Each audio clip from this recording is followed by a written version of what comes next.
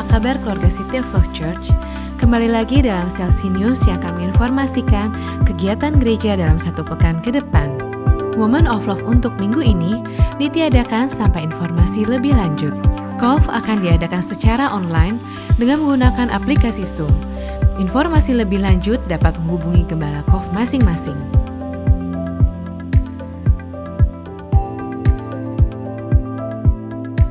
Shalom jemaat City of Love Church, perkenalkan kami dari Youth City of Love. Kami bersama-sama ingin memberikan kontribusi kami untuk dapat membantu orang-orang yang terkena dampak dari pandemi COVID-19 ini. Di sini kami mau menawarkan produk-produk kami yaitu care packages yang nanti hasil penjualannya akan kami donasikan untuk memberkati mereka yang membutuhkan. Untuk informasi lebih lanjut, hubungi kami through DM at giftedlove.id atau hubungi WhatsApp kami. Looking forward for your support. Stay safe and healthy. Emmanuel! Di dalam care packages kami terdapat hand sanitizer, tie-dye mask, tie-dye t-shirt, tie-dye tote bag atau drawstring bag, stickers, cookies, strawberry turnover, dan tie-dye headband. Bapak dan Ibu juga dapat membantu Gifted Love dengan membeli bunga dari Lynn's Theory atau makanan dari The Moat Merits yang nanti 20% dari penjualannya akan disumbangkan melalui Gifted Love. Persembahan dan perpuluhan dapat ditransfer ke rekening BCA berikut ini. Dan bagi Bapak Ibu sekalian yang rindu menabur untuk pelayanan misi CLC melawan COVID-19, dapat mentransfer ke rekening gereja berikut ini dengan menambahkan angka 19 pada bagian akhir nominal. Ibadah Love Kids Church akan dilakukan secara online melalui link yang akan dibagikan kepada para orang tua. Ibadah raya minggu depan, tanggal 19 Juli 2020 akan dilakukan menjadi ibadah online yang akan ditayangkan di channel YouTube City of Love Church pada pukul 8 pagi. Demikian Selsi News minggu ini. Jaga kesehatan, sampai jumpa. Tuhan Yesus menyertai kita semua.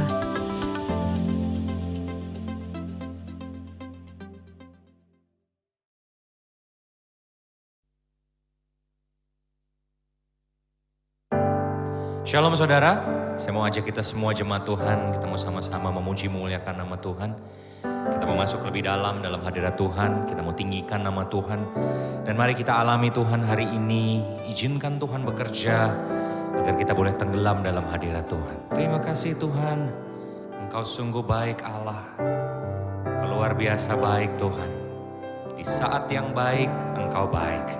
Engkau terlebih baik lagi di saat-saat yang kurang menyenangkan Tuhan. Terima kasih Tuhan. Haleluya. Mari sama-sama saudara kita angkat tangan kita. Kita muliakan Tuhan. Katakan Tuhan Engkau baik Yesus. Engkau teramat baik Tuhan. Haleluya Yesus. Terima kasih Tuhan. Sebab Kau sungguh sangat baik, kasih setiamu nyata Tuhan dalam hidup kami Tuhan. Kami bersyukur atas rancangan-Mu yang mulia Tuhan.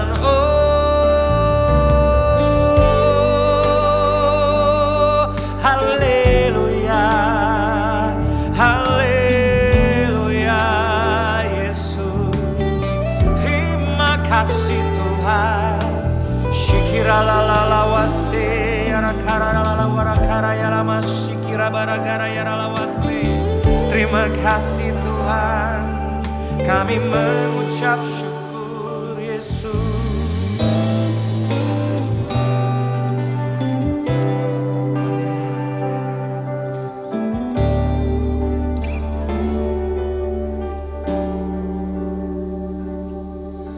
Tuhan, nama-Mu selalu di dalam doaku, berkuasa atasku. Tuhan, inilah rinduku, ku nyatakan Engkau Tuhan di hidupku. bagi nama Tuhan, kemuliaan, kejayaan. Namamu berkuasa, diam dalam hadiratmu.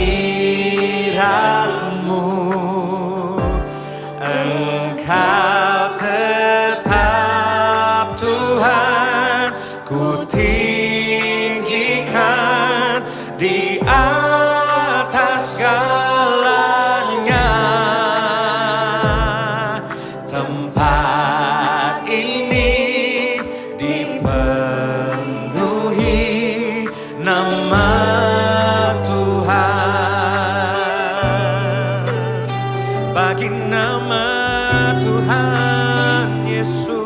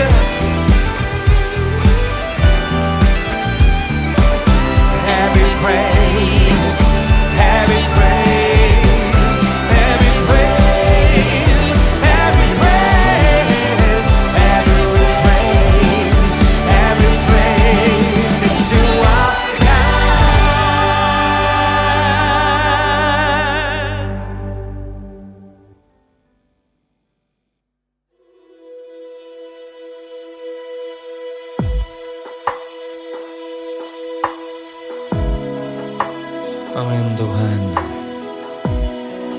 Terima kasih Tuhan. Terpujilah namamu Yesus. Kami mau menyembahmu Tuhan Yesus lebih dalam lagi. Terima kasih Tuhan. Haleluya Yesus. Terima kasih. Saat ku menyembahmu, Roh-Mu bekerja. Saat ku memujimu, Kau bertahta di atas pujian. Ku angkat hatiku, ku pandang kekudusan-Mu. Saat ku sembah, ku puji-Mu, ku rasakan kehadiran-Mu Tuhan. Oh Tuhan, kami rasakan kehadiran-Mu Yesus. Saat ku menyembah-Mu, Roh-Mu bekerja. Saat ku memuji-Mu, Kau bertahta di atas pujian. Ku angkat hatiku, ku pandang kekudusan-Mu. Saat ku sembah, ku puji-Mu, ku rasakan kehadiran-Mu Tuhan. Ku angkat hatiku, ku pandang kekudusan-Mu. Saat ku sembah, ku puji-Mu, ku rasakan kehadiran-Mu Tuhan. Tuhan Yesus, kehadiran-Mu kami rasakan.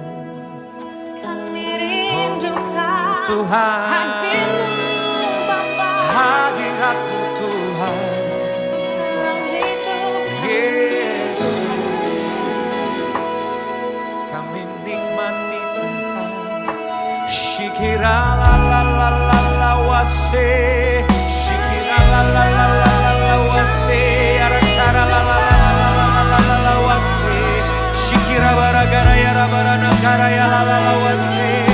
Terima kasih Tuhan. Haleluya, kami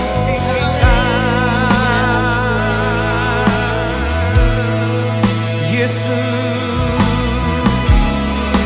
hanya nama-Mu Tuhan, hanya nama-Mu Tuhan yang kami muliakan Yesus.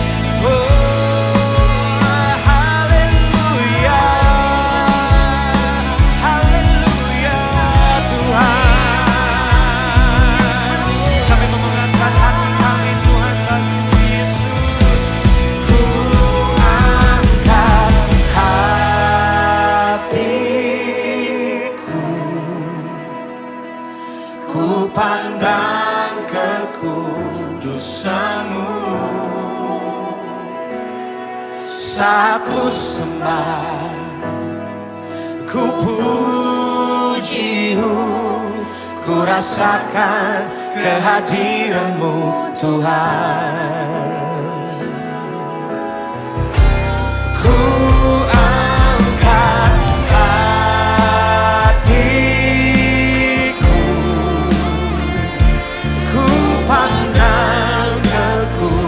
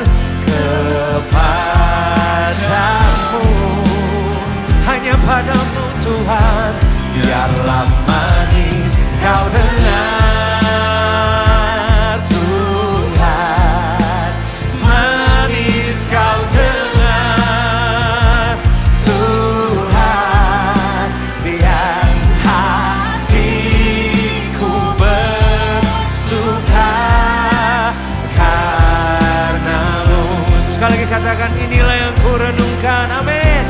Inilah yang ku renungkan setiap waktu. Nyanyian pujian dan pengagungan kepadamu. Biarlah manis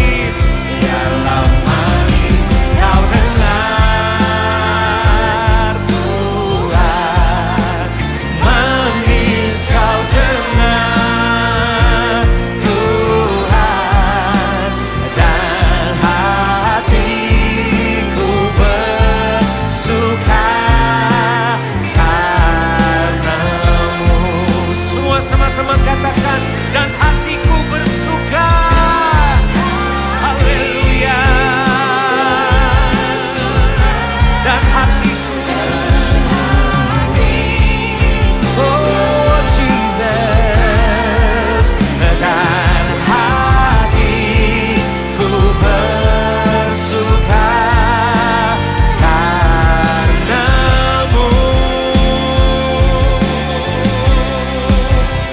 Hanya karenamu Tuhan, sumber sukacita kami, sumber penghiburan kami.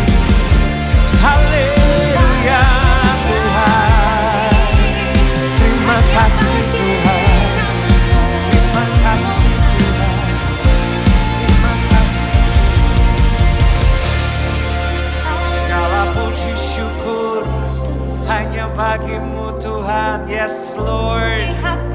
Terima kasih Yesus. Terima kasih. Haleluya Yesus. Terima kasih Tuhan. Amin. Terima kasih Tuhan Yesus.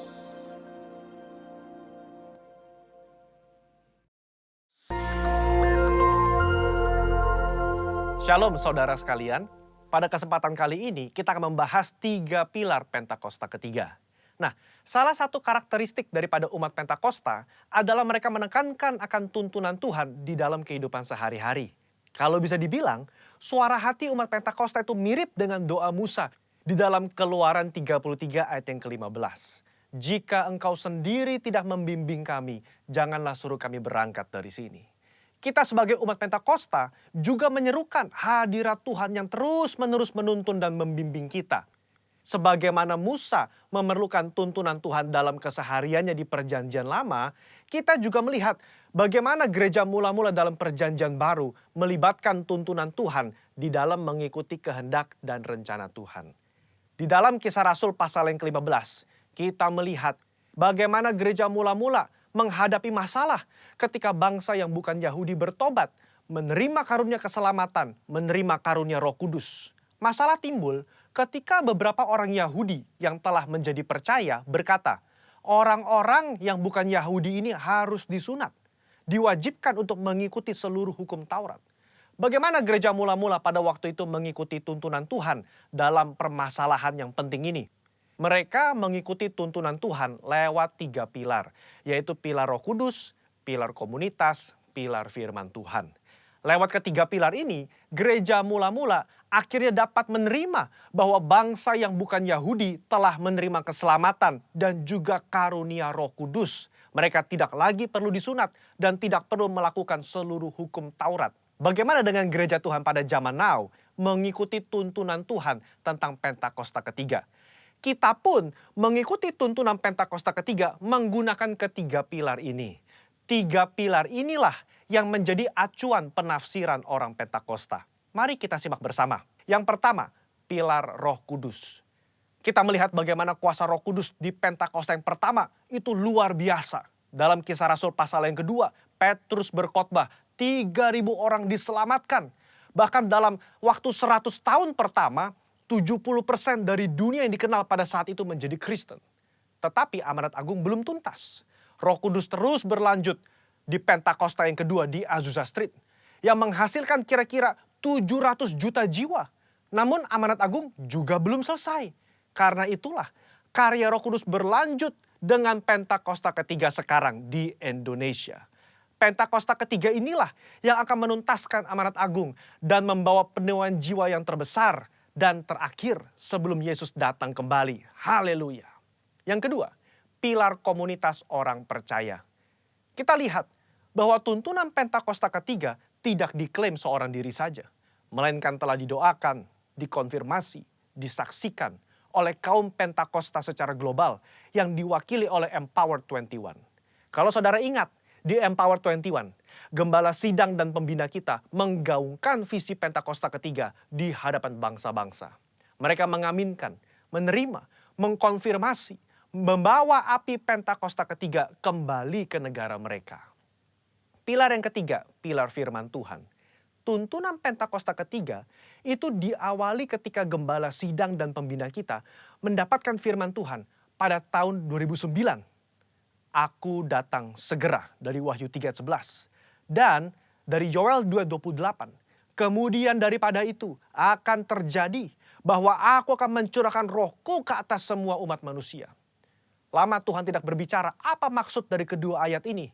Tetapi 4 tahun berikutnya, pada tahun 2013, Tuhan berbicara. Yang aku maksudkan dengan pencurahan Roh Kudus itu adalah Pentakosta ketiga. Nah, melalui firman Tuhan ini, kita menangkap pesan profetik bahwa akan ada pencurahan Roh Kudus besar-besaran ke atas seluruh umat manusia sebelum kedatangan Yesus kali yang kedua.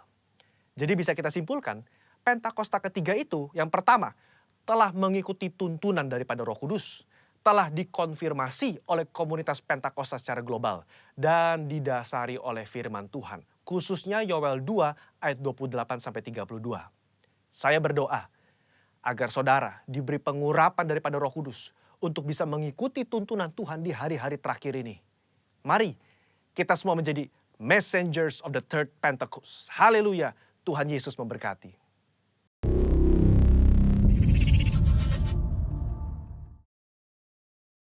Shalom, senang sekali saya bisa melayani Anda dalam ibadah online. Terima kasih buat kesempatannya saya boleh melayani Anda. Sebelum saya menyampaikan firman Tuhan, mari kita berdoa.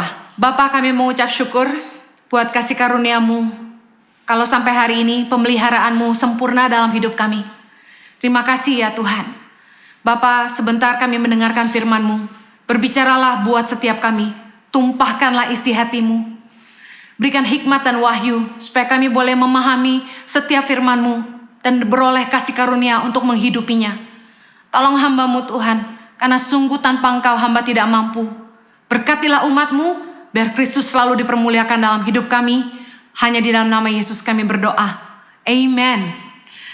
Saya akan menyampaikan khotbah dengan judul Ready for the Winter. Di dalam Amsal 6 ayat yang ke-6, hai pemalas, pergilah kepada semut, perhatikanlah lakunya dan jadilah bijak. Ayat yang ke-7 berkata begini, biarpun tidak ada pemimpinnya, pengaturnya atau penguasanya. Ayat ke-8, ia menyediakan rotinya di musim panas dan mengumpulkan makanannya pada waktu panen.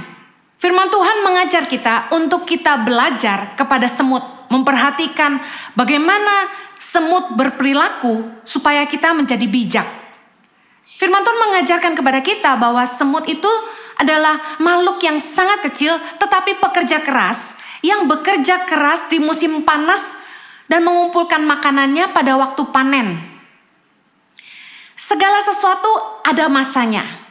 Hidup kita ada musimnya. Kita harus selalu berusaha mengenali zaman, mengenali waktu. Kita harus punya cadangan untuk hal-hal yang tidak terduga. Selalu siap untuk menghadapi musim dingin seperti semut. Semut itu bekerja keras di musim panas supaya ketika musim dingin datang, mereka tahu itu adalah masa-masa mereka mengalami kesulitan mencari makan, tapi mereka sudah punya cadangan untuk menghadapi musim dingin. Matius 25 ayat 13, Yesus juga berkata kepada kita begini, karena itu berjaga-jagalah, sebab kamu tidak tahu akan hari maupun akan saatnya. Bahkan untuk hari Tuhan, Yesus sudah mengatakan kepada kita untuk kita berjaga-jaga. Dalam bahasa Inggrisnya, stay alert. Kita harus selalu berjaga-jaga, siap sedia. Pelajaran dari semut adalah semut selalu bersiap-siap, punya persiapan yang matang. Di dalam 2 Timotius 3 ayat yang pertama, Rasul Paulus juga menuliskan, ketahuilah bahwa pada hari-hari terakhir akan datang masa yang sukar. Rasul Paulus telah mengingatkan kepada kita bahwa akan datang masa yang sukar. Oleh karena itu, kita harus selalu bersiap-siap menghadapi hari-hari sulit.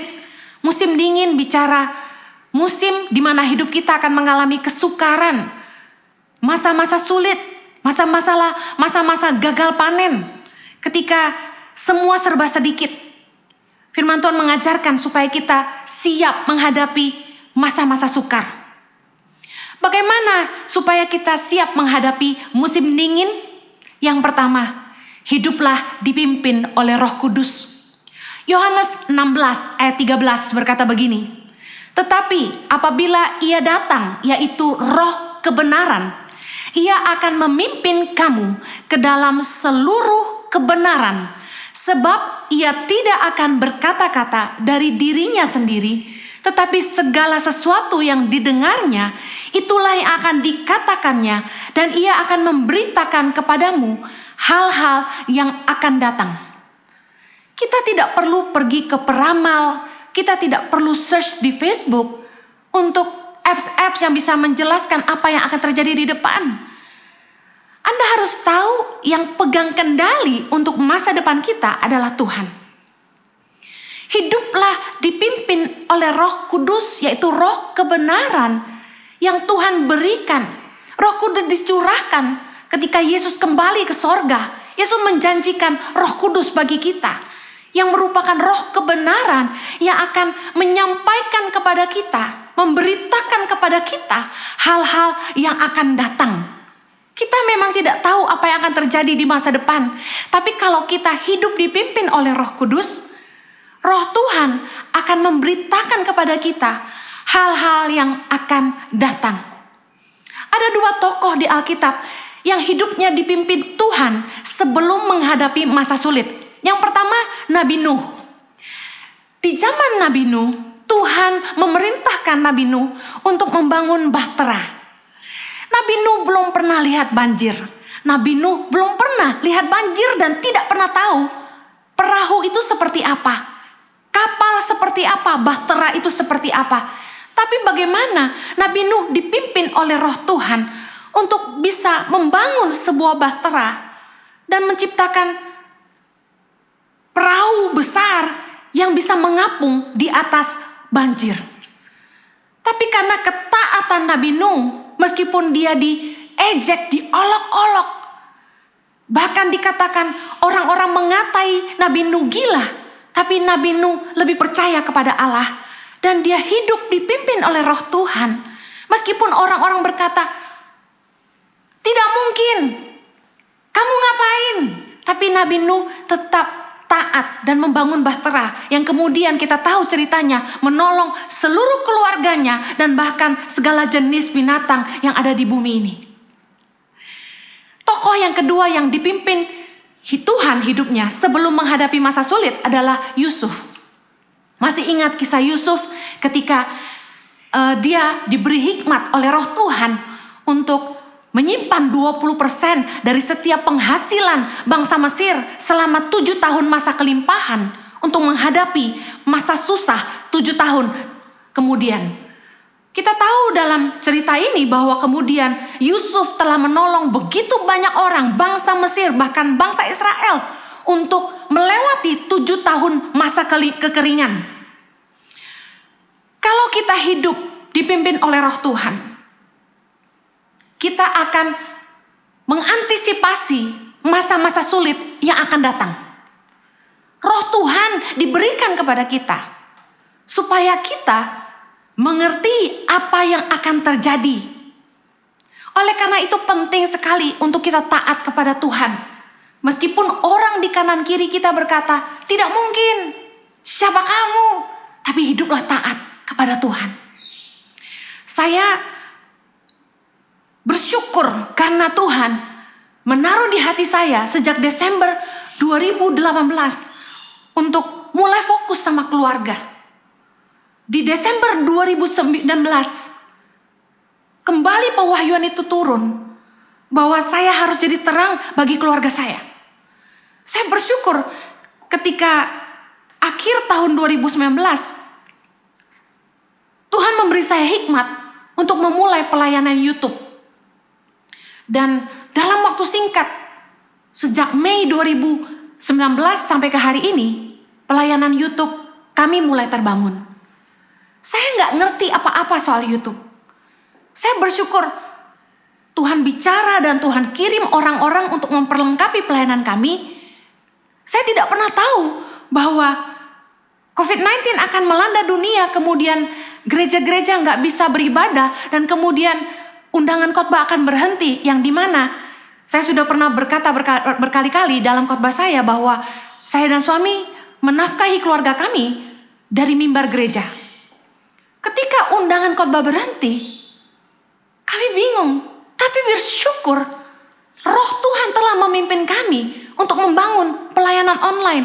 Bahkan sebelum COVID-19, saya ingat saya sampaikan kepada teman-teman saya bahwa saya akan mengurangi jadwal khotbah karena saya akan fokus bangun pelayanan YouTube, online ministry. Dan saya pernah katakan kepada suami saya, izinkan saya mulai 2021, saya udah gak khotbah keliling lagi, saya mau fokus sama keluarga. Saya gak tinggalkan pelayanan, saya akan tetap khotbah tapi online, yang mana saya percaya malah bisa akan menjangkau lebih banyak orang di seluruh dunia ini. Dan bahkan orang gak perlu susah-susah untuk ketemu saya, mereka bisa dengar firman lewat pelayanan YouTube kami. Saya bersyukur Tuhan menyelamatkan kami di masa sulit ini melalui channel YouTube, channel Instagram yang tiba-tiba saja Tuhan promosikan. Kita harus selalu peka dan hidup dipimpin oleh Roh Tuhan. Meskipun kita tidak tahu apa yang akan datang, tapi kalau kita hidup dipimpin Tuhan, kita akan siap menghadapi masa-masa sukar. Poin yang kedua, bagaimana kita siap menghadapi musim dingin dalam hidup kita, masa-masa sulit. Yang kedua, kita harus bekerja keras di musim panas.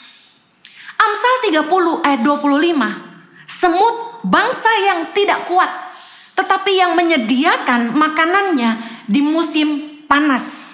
Dikatakan semut, bangsa yang tidak kuat.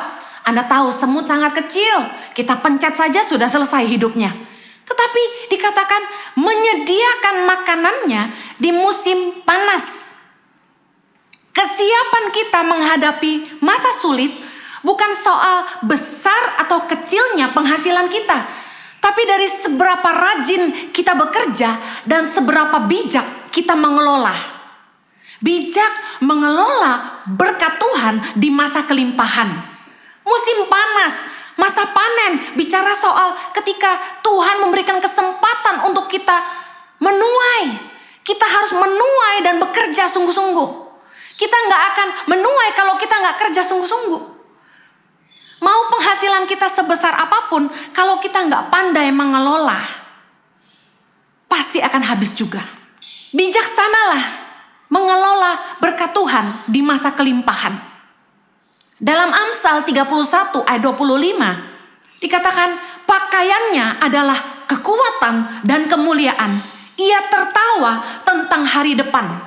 Dalam bahasa Inggris di Amplified Bible ditulis dengan sangat baik, dikatakan begini. Strength and dignity are her clothing, and her position is strong and secure. She rejoices over the future.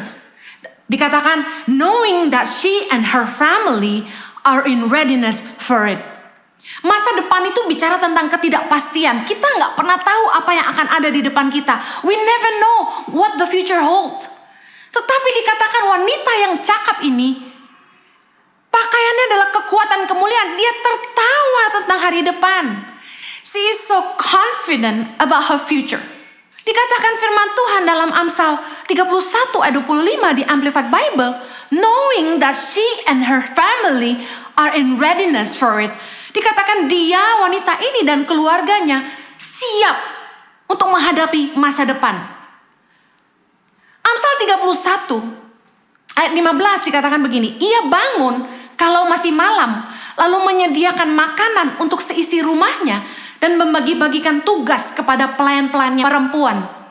Ia membeli sebuah ladang yang diingininya, dan dari hasil tangannya kebun anggur ditanaminya. Ia mengikat pinggangnya dengan kekuatan. Ia menguatkan lengannya. Ia tahu bahwa pendapatannya menguntungkan. Pada malam hari, pelitanya tidak padam. Kenapa wanita ini dikatakan di Amsal 31 tadi di ayat yang ke-25, dia sangat percaya diri dengan masa depan, dia siap menghadapi masa depan? Jawabannya adalah ini. Di masa kelimpahan, dia bekerja keras. Dia rajin, dia tidak malas. Ia bangun waktu masih malam. Bahkan dia membeli sebuah ladang yang diingininya. Dari hasil tangannya kebun anggur ditanami. Ternyata ketika suaminya mempercayakan berkat Tuhan kepadanya, dia tidak hanya simpan atau habiskan, tapi dia kelola. Ia mengikat pinggangnya dengan kekuatan. Dia bukan perempuan yang malas. Dan dikatakan ia tahu pendapatannya menguntungkan. Pada malam hari pelitanya tidak padam. Malam hari bicara tentang masa-masa sulit, masa-masa kelam. Pada malam hari kita nggak bisa lihat apa-apa. Banyak istri-istri yang malah menjadi penolong di saat usaha-usaha suaminya terpuruk. Saya dengar banyak istri yang justru begitu bijaksana mengelola keuangannya sehingga ketika suaminya kesulitan justru tabungannya yang menyelamatkan mereka. Saya percaya bahwa wanita-wanita yang cakap harus siap menghadapi apapun yang ada di depan. Mengelola berkat Tuhan di masa kelimpahan. Sehingga ketika musim dingin datang, masa-masa sulit, malam hari datang, dia tidak takut. Dia tertawa tentang hari depan, siap menghadapinya. Oleh karena itu, pesan saya untuk para wanita, Anda harus belajar mendampingi suami dalam usahanya. Minimal mengerti sedikit, jangan sampai nggak tahu apa-apa. Karena kita tidak tahu apa yang akan terjadi di depan. Kalau ada apa-apa dengan suami kita, istri harus bisa meneruskan. Saya cerita sebuah kejadian. Ada seorang wanita yang suaminya punya usaha IT. Istrinya nggak tahu apa-apa tentang usaha suaminya. Dia hanya ibu rumah tangga yang mengurus anak-anak dan bekerja di rumah. Tidak tahu apa-apa sama sekali tentang usaha suaminya. Gak tahu proyek-proyek suaminya ada di mana saja. Dia tidak tahu sama sekali. Apa yang terjadi? Suatu hari sore, suaminya terkena serangan jantung. Apa yang terjadi kemudian? Setelah suaminya dipanggil Tuhan dengan begitu mendadak, istri ini sama sekali gak tahu apa-apa soal usaha suaminya. Dia gak tahu aset suaminya ada di mana aja. Proyek-proyek suaminya ada di mana saja yang mungkin bisa ditagih uangnya. Dan akhirnya istri ini dan kedua anaknya sangat kesusahan. Mereka terpaksa menjual aset-aset yang istrinya tahu untuk bisa mensupport hidup mereka selanjutnya. Kita gak pernah tahu apa yang terjadi di depan kita. Saya tahu beberapa suami tidak suka istrinya ikut campur dengan bisnis mereka. Tapi paling tidak, istri-istri harus bisa mengerti sedikit dan bisa mendampingin suami. Meskipun tidak banyak bicara, tapi ikut aja suami meeting kemana. Harus mau tahu suami kerja apa, dengarin suami cerita. Makanya kalau suami pulang kerja, jadilah teman pendengar yang baik. Yang ketiga, bagaimana kita siap menghadapi musim dingin? Kita belajar bahwa kita harus selalu punya cadangan. Kalau kita nggak tahu apa yang akan terjadi di depan kita, kita harus siap menghadapi musim dingin di mana semuanya serba sulit. Kita harus siap menghadapi malam hari, bicara masa-masa kelam. Kita harus selalu punya cadangan. Sebuah pelajaran dari Matius 25 ayat yang pertama. Pada waktu itu hal kerajaan sorga seumpama 10 gadis yang mengambil pelitanya dan pergi menyongsong mempelai laki-laki. 5 di antaranya bodoh dan 5 bijaksana. Gadis-gadis yang bodoh itu membawa pelitanya tetapi tidak membawa minyak. Sedangkan gadis-gadis yang bijaksana itu membawa pelitanya dan juga minyak dalam buli-buli mereka. Perhatikan keempat ayat ini, ada dua kelompok gadis, yang satu disebut sebagai gadis-gadis bijaksana dan yang satu disebut sebagai gadis-gadis bodoh. Apa perbedaan di antara keduanya? Keduanya sama-sama bawa pelita. Bedanya adalah yang satu membawa cadangan minyak dan yang satu tidak. Kalau kita tidak mau jadi orang bodoh, kita harus selalu punya cadangan dalam hidup ini.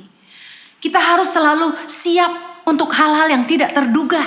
We have to be ready for the unexpected. Kita nggak tahu apa yang ada di depan, makanya kita selalu punya cadangan. Ketika kita diberkati Tuhan, di masa kelimpahan, bijaksanalah mengelola supaya kita punya cadangan, punya tabungan. Wanita yang bijak pandai mengelola apa yang dipercayakan oleh suaminya. Selama masih ada yang mencarikan, yang menerima jangan menghabiskan. Amsal 14 ayat yang pertama berkata begini, perempuan yang bijak mendirikan rumahnya, tetapi yang bodoh meruntuhkannya dengan tangannya sendiri.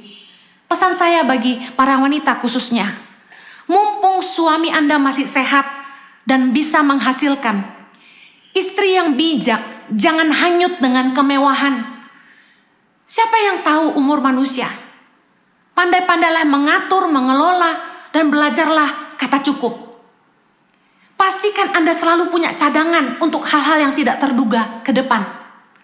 Pandai-pandailah menginvestasikan uang yang dipercayakan oleh suami. Juga bagi para pria-pria. Mumpung Anda masih sehat, mumpung Anda masih kuat, bekerjalah dengan sungguh-sungguh. Rajinlah bekerja. Jangan hanya menghambur-hamburkan uang. Sebagai seorang suami, kepala rumah tangga, Anda punya tanggung jawab sebagai imam. Jadi telontoh, tidak hanya dalam kerohanian, tapi juga dalam kehidupan. Jadi Bapa. Bapa itu berasal dari kata Aba yang artinya sumber. Pastikan selama Anda masih sehat dan punya kesempatan, Anda bekerja keras untuk menafkahi keluargamu. Bukannya santai-santai ongkang-ongkang kaki dan menggantungkan hidup dari keluarga besar atau dari istrimu. Saya percaya kita harus bijak dengan usia kita. Umur itu kalau makin bertambah, ada yang makin berkurang, yaitu kekuatan kita. Makin tua, kekuatan kita merosot. Kesehatan kita juga merosot. Kita harus pastikan kita menggunakan kesempatan yang Tuhan berikan. Mumpung kita masih kuat, mumpung kita masih sehat. Berusahalah sungguh-sungguh supaya di masa tua kita gak jadi beban bagi siapapun. Siap menghadapi masa depan. Di akhir khotbah ini saya ingin bilang begini. Jangan menjadi lemah dalam keadaan ini. Meskipun semuanya serba sulit. Meskipun masa-masa kelam sedang kita hadapi. Saya percaya manusia adalah makhluk yang paling cepat beradaptasi. Jangan menyerah. Berusaha lakukan yang kita bisa dan terus andalkan Tuhan. Yang pasti akan memelihara hidup kita. Saya bersyukur saya melihat bagaimana banyak ibu-ibu rumah tangga yang bangkit hari-hari ini. Bahkan wanita-wanita karir yang biasanya bekerja di kantor hari ini karena harus work from home, bahkan ada yang kehilangan penghasilannya. Mereka beralih profesi berjualan makanan online. Saya angkat jempol buat ibu-ibu yang tidak menyerah tapi berusaha. Saya percaya wanita harus bangkit di masa sulit. Saya juga angkat jempol buat bapak-bapak yang tidak gengsi tapi mencari jalan untuk terus menafkahi keluarga. Mari kita jangan menyerah tapi terus berusaha melakukan yang terbaik. Bagaimana menghadapi masa sulit ini? Saya tutup dengan 3P. Yang pertama, penyesuaian.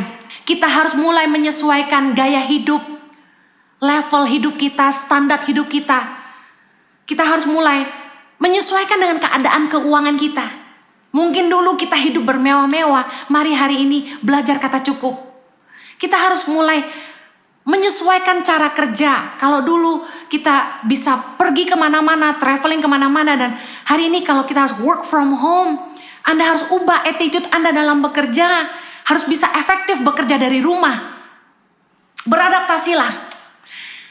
Yang kedua, P yang kedua, bagaimana kita menghadapi masa sulit? Kita harus mulai perbaiki kembali dalam penataan, pengelolaan hidup kita. Mulai tata kembali budgeting, manajemen perusahaan, pengelolaan keuangan rumah tangga. Mari tata kembali semuanya. Pakai masa-masa yang sulit ini untuk kembali menata ulang hidup kita, menata cara kerja, menata manajemen perusahaan. Mulai pangkas yang tidak perlu. P yang terakhir adalah perencanaan ke depan. Ke depan mungkin keadaan tidak akan sama seperti sebelum COVID-19. Harus ada cara-cara dan standar yang baru. Mulai rencanakan dari sekarang. Saya mulai bilang sama Jojo, apa yang kita lakukan nanti kalau COVID-19 sudah selesai. Kita mulai rencanakan dari hari ini. Apa yang kami mau akan kerjakan ke depan. Karena saya percaya semuanya nggak akan pernah sama lagi. Tapi jangan takut. Serahkan hidup kita kepada Tuhan. Do your best and let God do the rest. 1 Petrus 5 ayat yang ke-7 berkata, serahkanlah segala kekhawatiranmu kepadanya, sebab Ia yang memelihara kamu. Saya berdoa supaya Anda tidak patah semangat, tapi Tuhan terus menolong hidupmu, mencukupi segala kebutuhanmu, dan menyertai engkau dan seisi rumahmu dengan kasih karunia-Nya yang melimpah di dalam nama Yesus. Amin. Tuhan Yesus memberkati. Thank you for having me. God bless you. Stay safe. Terima kasih Ibu Heni Kristianus yang telah menyampaikan pesan Tuhan buat kita semua Jemaat City of Love. Kiranya Tuhan terus menyertai pelayanan Ibu juga bersama Pak Jojo dan keluarga. Juga Yayasan Tangan Pengharapan terus dipakai Tuhan. Juga pelayanan Ibu secara online melalui YouTube channel biarlah menjadi berkat buat banyak orang. Nah Bapak Saudara, tadi kita setelah mendengar pesan Tuhan juga ada dikatakan ada 3P. Yang pertama, P pertama adalah penyesuaian atau adaptasi. Mari kita cepat beradaptasi, cepat menyesuaikan diri dengan keadaan saat ini. Yang kedua dikatakan penataan kembali atau pengelolaan. Berarti kita harus tata kembali, baik keuangan kita, keuangan keluarga, keuangan pekerjaan kita, perusahaan kita, bahkan juga pelayanan kita tata kembali dengan baik. Yang ketiga adalah perencanaan. Mari kita persiapkan. Seperti Yusuf pada waktu dia diberkati, di masa kelimpahan dia mempersiapkan, dia merencanakan, menyisihkan 20% dari panen raya, dari kelimpahan yang diterima pada waktu itu. Mari kita juga mempersiapkan diri seperti gadis-gadis bijaksana yang mempersiapkan sehingga mereka punya persiapan minyak yang cukup. Kita nggak tahu waktu-waktu keadaan ini sampai kapan, tetapi biarlah kita tetap mempersiapkan diri dengan sebaik-baiknya. Dan mari kita minta tuntunan Roh Kudus. Seperti Nuh dituntun Roh Kudus, Yusuf juga dituntun Roh Kudus. Diberikan hikmat, diberikan tuntunan Tuhan. Sehingga kita dapat mempersiapkan diri untuk masa yang akan datang ini. Mari kita berdoa saudara. Bapak kami ucap syukur, terima kasih untuk pesanmu melalui Ibu Heni. Biar kau memberkati Ibu Heni, pelayanannya di YouTube. Kemudian juga pelayanan di Yayasan Tangan Pengharapan, kau memakai Ibu Heni dan Pak Jojo sebagai alat Tuhan di akhir zaman dengan luar biasa. Berkati anak-anaknya, berkati segala sesuatu yang dikerjakan, kau yang membuat berhasil. Bapak terima kasih untuk pesan buat kami semua, biar Roh Kudus terus menuntun kami. Kami percaya ini Pentakosta yang ketiga, kami telah dipenuhi Roh Kudus. Bukan hanya semata kaki selutut atau sepinggang, tapi kami dipenuhi, Roh Kudus mengambil alih kehidupan kami. Roh Kudus memberikan hikmat, khususnya di masa-masa ini, memberi tuntunan Tuhan, sehingga ada ide-ide yang baru, ada kami dapat beradaptasi dengan cepat, sehingga kami dapat menyesuaikan diri, kami dapat melakukan bagian kami. Maka Tuhan juga akan menolong, melakukan bagiannya, menolong kami. Berkati anak-anakmu semua Tuhan, di saat-saat ini, biar ada tuntunan Tuhan, ada hikmat dari Tuhan. Sehingga kami nggak menjadi tawar hati, kami nggak ada yang stres, nggak ada yang depresi apalagi. Tapi kami semua boleh bersuka cita, kami boleh bersyukur dalam segala hal. Bukan dengan apa yang kami lihat, tapi karena dari dalam hati kami percaya Tuhan mengasihi kami. Tuhan tidak akan meninggalkan kami, ada penyertaan Tuhan. Tuhan berkati anak-anakmu semua tetap setia, tetap taat kepadamu, tetap bersyukur, tetap sehat semua juga anak-anak boleh sehat Tuhan. Berkati Tuhan, beri kesehatan semua, pagari dengan pagar berapi. Juga keluarga-keluarga rukun, hidup bersama dengan rukun, maka Tuhan akan memberitakan berkat kehidupan sampai selamanya. Berkati anak-anakmu semua Tuhan. Berkati anak-anakmu yang sekolah Tuhan, yang ada yang sudah mulai, dan besok ada yang juga baru mulai sekolah mereka secara online. Berkati, berikan hikmat-Mu, juga orang tua boleh mendampingi anak-anak mereka dengan sabar, dengan kasih yang daripada Tuhan. Terima kasih Bapak, kami terus berdoa juga buat bangsa kami, Tuhan buat pemerintahan bangsa kami, dari Pak Presiden, Bapak Wakil Presiden, segenap kabinet menteri yang ada, Tuhan, ada kesatuan hati, juga semua kepala daerah, Tuhan, berkati Tuhan. Biarlah Tuhan melewati saat-saat pandemi ini Tuhan, Indonesia keluar sebagai pemenang, Indonesia diselamatkan, Indonesia mendapatkan perlindungan Tuhan. Biarlah Tuhan, tidak ada lagi orang yang terjangkit penyakit, terjangkit virus COVID-19 ini. Tapi banyak orang yang sakit disembuhkan. Terima kasih Bapak. Kami percaya Tuhan ada pemulihan atas bangsa kami. Terima kasih Bapak. Mari Bapak Saudara kita angkat dua tangan kita untuk menerima berkat dari Tuhan. Terimalah berkat, kasih yang berlimpah-limpah dari Allah Bapa di dalam anak yang tunggal Tuhan Yesus Kristus, serta persekamahan dengan Roh Kudus menyertai kita semua mulai hari ini sampai Tuhan Yesus menjemput kita semua yang permai bahkan untuk selama-lamanya. Mari Bapak Saudara yang percaya dan diberkati katakan amin. Bapak Saudara, hari Selasa, sekarang ibadah tengah minggu kita rubah hari Selasa. Jadi jangan lupa melalui Zoom, saya mengundang kita dapat ikut. Kita mengadakan ibadah tengah minggu untuk memfasilitasi semua jemaat dan pelayan untuk dapat terus connected dengan Tuhan, terkoneksi dengan Tuhan. Kita memfasilitasi supaya terus ada doa, pujian, penyembahan dari rumah-rumah melalui ibadah tengah minggu juga selain ibadah online hari Minggu. Kenapa kita rubah hari Selasa? Karena hari Rabu ada healing worship yang akan dilayani oleh gembala sidang kita setiap hari Rabu. Jam 7 malam sampai jam 9. Karena itu saya mengundang kita ikut Selasa dalam ibadah tengah minggu melalui Zoom dan hari Rabu healing worship melalui YouTube dan KOF juga diadakan melalui Zoom. Tuhan Yesus menyertai kita semua.